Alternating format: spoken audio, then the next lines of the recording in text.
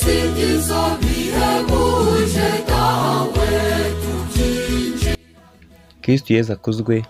Ikaze ku muyoboro kuri channel yacu Izabikora TV, cyane kugezaho amakuru y'iyobokamana by'umwihariko, ariko bitavuze ko no mu bindi bice tujyayo, ariko iyi channel yibanda ku iyobokamana.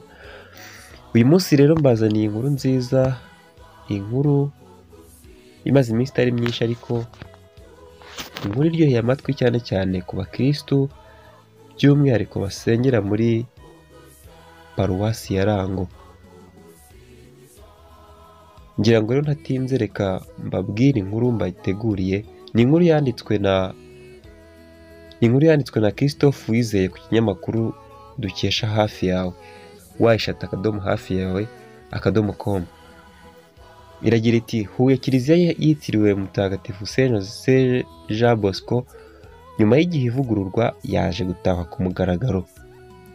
Kuwa 9 Gicurasi mu ntara y'Amajyepfo, akarere ka Huye, umurenge wa Mukura, muri diocese ya Butare, nyiricyubahiro Musenyeri Philippe Rukamba yatashye ku mugaragaro Kiliziya yitiriwe Mutagatifu Saint Jean Bosco ya Rango muri Mukura nyuma y'igihe ivugururwa. Ni umuhango witabiriwe n'abakristu, abapadiri ndetse na bamwe mu bahagarariye inzego za leta, hubahirijwe amabwiriza yo kwirinda COVID-19. Wari umunezero ku bakristu basengera mu Irango, aho bishimiye inyubako nziza ijyanye n'igihe kandi izajya yakira abantu benshi ugereranyije n'abari basanzwe bakirwa n'iyi nyubako itaravugururwa. Iyi Kiliziya ivuguruwe ku nkunga y'abakristu n'ubufatanye bw'abapadiri bw'abasereziyani. Sinzi naje turaza gusobanuza tubashe kuba twababwira,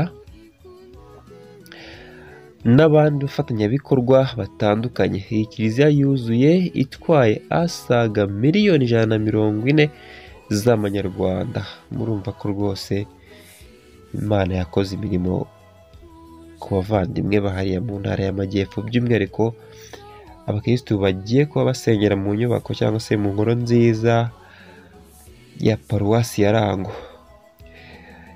Iyi paruwasi kandi ikaba ifite ubushobozi bwo kwakira abakristu bagera kuri 200 bicaye neza. Ni ibintu byiza cyane, ngira ngo mu mafoto muri kubibona.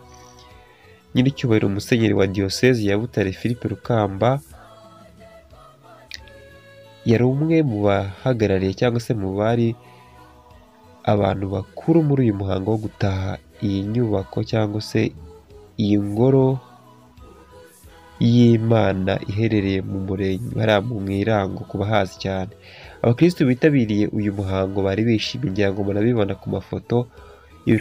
Ibikorwa byo kuvugurura iyi Kiliziya byatwaye asaga miliyoni 140 z'amanyarwanda. Ni Kiliziya nziza cyane.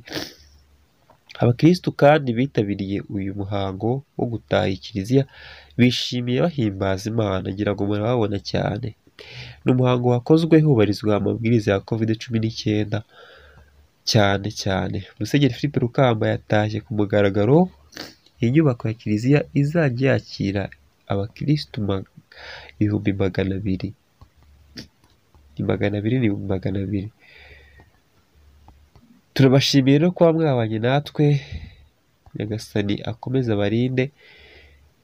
Gusa ntarasoza, korali yifashishijwe kuri uyu munsi ni korali iri kuririmba mu misa yo gutaha ku mugaragaro iyi nyubako ivugurura Kiliziya yo mu Irango, Huye, muri diocese ya Butare.